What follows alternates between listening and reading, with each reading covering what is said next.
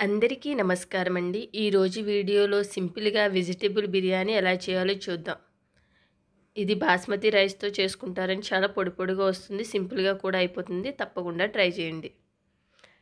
దీనికోసం నేను 2 గ్లాసుల బాస్మతి బియ్యాన్ని తీసుకున్నాను. మీరు ఏ గ్లాస్‌తో అయినా కొలత తీసుకోండి. గ్లాసుకి గ్లాసున్నర వాటరు. నేను 2 గ్లాసులు తీసుకున్నాను కాబట్టి 3 గ్లాసుల వాటరు. బాగా కడుక్కుని 3 గ్లాసుల వాటర్ వేసి అరగంట నానబెట్టుకున్నాను. ఇది పక్కకు పెట్టుకోండి. ఒక బౌల్ తీసుకుని కొద్దిగా వాటర్ వేసుకుని ఇందులో కొన్ని మిల్ మేకర్ నానబెట్టుకుని పక్కన పెట్టుకోండి.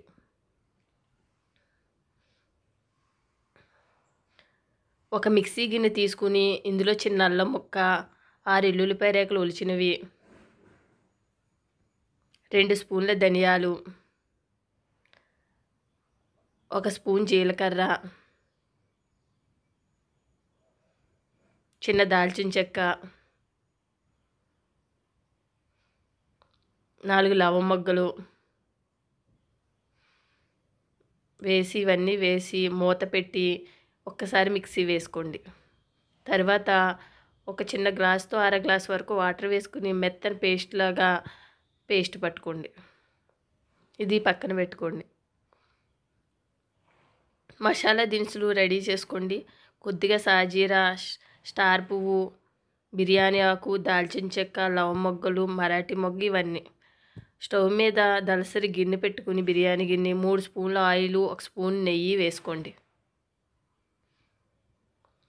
ముందుగా రెడీ చేసుకున్న మసాలా దినుసులు వేసుకుని ఇందులో 1 ఉల్లిపాయ, 4 పచ్చిమిర్చి, 1 టమాటా, 1 క్యారెట్, 1 ఆలు మీడియం సైజ్ ముక్కలుగా కట్ చేసుకుని వేసుకుని ఇవి వేగినాక ముందుగా రెడీ చేసుకున్న మసాలా పేస్ట్ కూడా ఇందులో వేసి మిల్ మేకర్ కూడా వేసుకోండి. పిండి వేసుకోవాలి మిల్ మేకర్. మసాలా పేస్ట్ కూడా వేసుకుని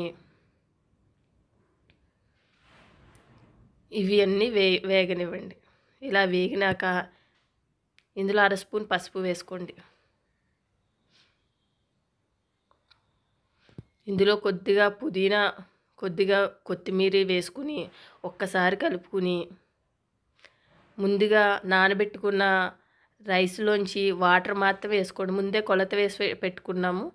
2 గ్లాసులకి 3 గ్లాసుల వాటర్. ఇందులో మళ్ళీ కొత్తిమీర, పుదీనా వేసుకుని సరిపడా సాల్ట్ వేసుకుని మూత పెట్టుకుని మీడియం మంటలో మరిగించండి. ఈ విధంగా మరిగినాక ఒకసారి కలుపుకుని బాస్మతి బియ్యాన్ని ఇందులో వేసుకోండి.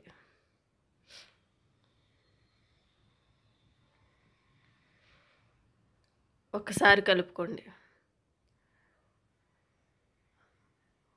మూత పెట్టి ఉడకనివ్వండి. ఇలా దగ్గర పడుతున్నప్పుడు ఒక్కసారి కలుపుకుని మూత పెట్టి పూర్తిగా సిమ్లో పెట్టేసి గాలి బయటకు పోకుండా ఏదైనా వెయిట్ పెట్టండి.